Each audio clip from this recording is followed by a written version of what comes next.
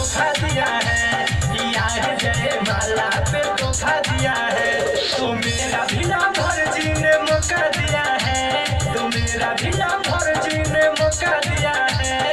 गोरे गोरे गालों पे चुमा दिया है, गोरे गोरे होठों पे चुमा दिया है।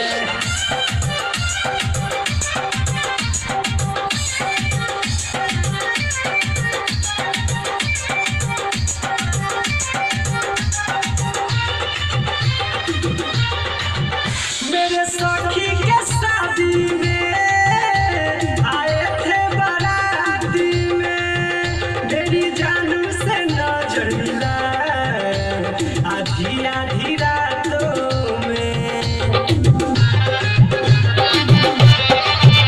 मेरी सखी के शादी में आए थे बाराती में, मेरी जानू से नजर मिला आधी आधी रातों में।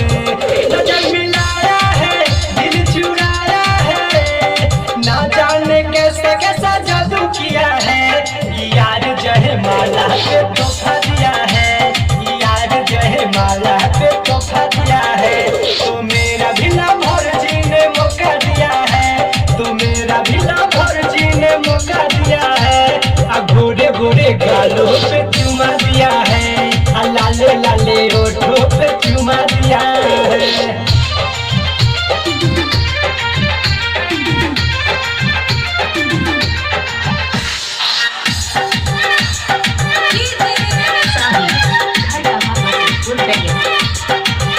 तेरा मांग सजाऊंगा, तुझे दुल्हन बनाऊंगा, मेरे सपनों का राजकुमार तुझे अपना बनाऊंगा।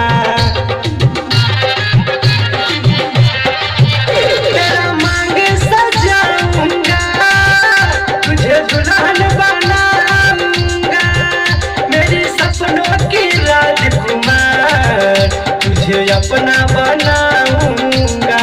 त्रिभुवन आया है बप पे दर्द भी, चंदन देहाती ने इशारा किया है। यार जयमाला पे धोखा दिया है, यार जयमाला पे धोखा दिया है।